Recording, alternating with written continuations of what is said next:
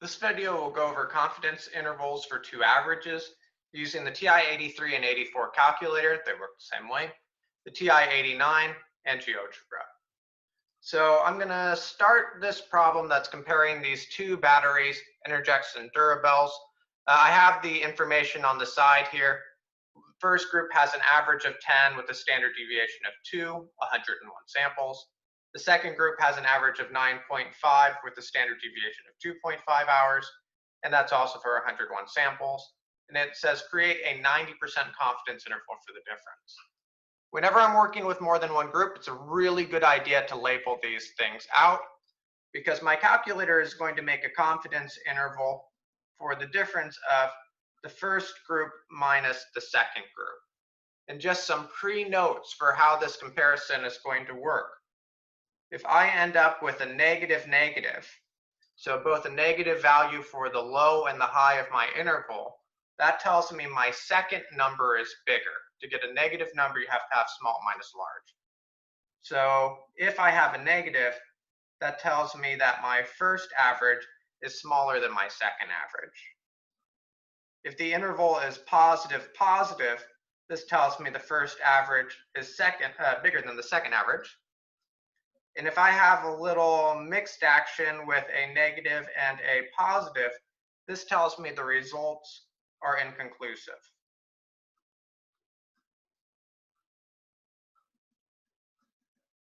So if I wanted to have statistical significant results, I'm looking for sort of those matching signs when I do this interval. In my TI-89, I'm going to apps and then stat list editor. I'm doing an interval, so I'm choosing F7, so blue F7. I'm comparing two samples and I'm using t-scores, so I'm doing two sample t-int. I'm choosing stats because I have summary statistics. If I had all of that original data, I would choose the option for data. And I type in my information here for all of my groups. First average, first standard deviation, number of samples. Second average, second standard deviation, number of samples.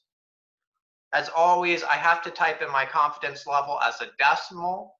If I type in 90, it thinks I mean 9,000%. I don't mean that. I mean 0.90 or 90%. It'll ask me if I want to pool. As a default, say no. Pooling assumes that your two standard deviations are reasonably close to one another. There's no harm in not pooling. When I hit enter, I see that I get an interval of negative 0.27 to positive 1.027. So my interval was negative 0.027 up to 1.027. I have a negative and a positive, so that tells me my results for this battery comparison are inconclusive. This is why it's so nice to kind of look at the signs, because if this ended up being negative, it's very easy to get the two brands mixed up. Label them ahead of time, otherwise you don't really know what the results of your test is going to look like. So I did this for the 89. I'm going to do this now for the 83 and the 84. It's remarkably similar. So I'm pulling up my TI-84. I'm going stat. I'm choosing the option for test. I just hit the arrow there. And I am doing a two sample, not a test, but a two sample T interval. There we are. I have the summary statistics already typed in. If I had all of the original data, I'd choose the option for data.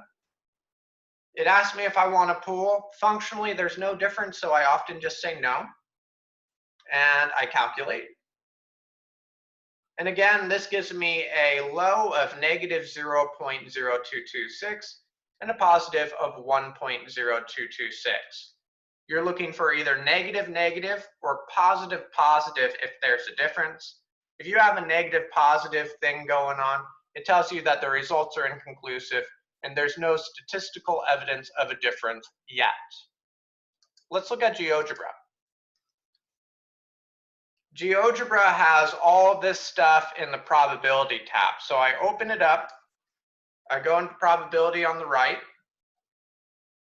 I choose statistics. I'm working with t-scores, and I'm doing an interval. In GeoGebra, estimate means interval. So I'm looking at t-estimate, and I'm looking at the difference of two averages. It's going to ask me if I want to pool. I often just leave that box unchecked. My confidence level is 90%. And I'm going to type in my data that I'm working with. So I have 10, 2, 101. I have 9.5. I have 2.5. And I have 101. When I do this, it gives me a lower limit of negative 0.0226, an upper limit of 1.0266. I have a negative and positive. I don't have evidence of a difference between the two groups. Pretty fast once you get the hang of this.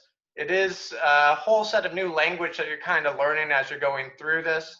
This is your center of your interval, the amount you're adding and subtracting. If it asks you for it, that's your margin of error.